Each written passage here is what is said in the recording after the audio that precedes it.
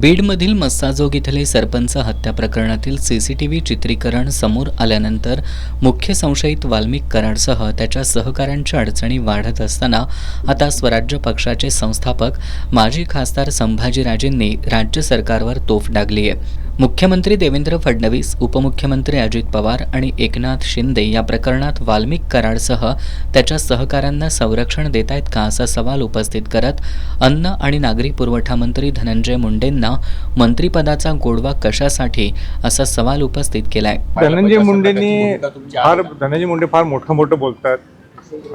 त्यांनी एक नैतिक दृष्टिकोनातून राजीनामा द्यायला पाहिजे आणि पूर्वीचे उदाहरण आहेत जिथं अशोकराव चव्हाण असतील, आपले मनोज जोशी सर असतील, माजी मुख्यमंत्री अंतुलेजी असतील आणि माजी मुख्यमंत्र्यांनी सुद्धा आपला राजीनामा दिलाय आणि परत एकदा क्लीन चिट घेऊन परत ते त्या राज्य सत्तेवर आलेले आणि म्हणून एवढं काय लागलं या मंत्रिपदाचं त्यांना गोडवा काय मला अजूनही कळत नाही। एक नैतिक जबाबदारी म्हणून द्यावा राजीनामा।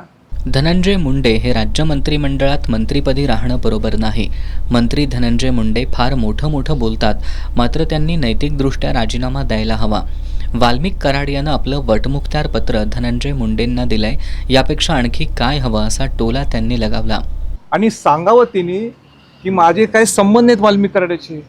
जग जाहीर आहे, त्यांनी पॉवर ऑफ अटॉर्नी वटमुखत्यार पत्र वाल्मिक कराडांना दिलं स्वतःचं, म्हणजे ह्याच्यापेक्षा आणि काय पाहिजे। एवढं स्ट्रॉंग कनेक्शन आहे।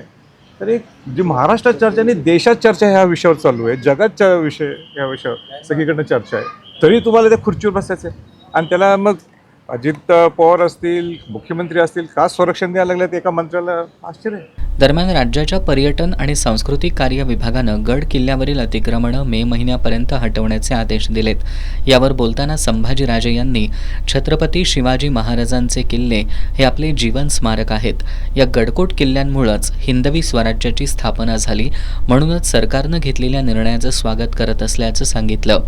विशाळगडाचं अतिक्रमण काढायला मी गेलो तेव्हा माझा कोणताही हस्तक्षेप नसताना आणि कायदा हातात न घेता तिथं अनेक गोष्टी घडल्या, ज्यामुळं वातावरण गढूळ झालं। दोन धर्मांमध्ये तेढ निर्माण झाली, ती होऊ नये याची सरकारनं काळजी घ्यायला हवी अशी अपेक्षाही त्यांनी यावेळी व्यक्त केली।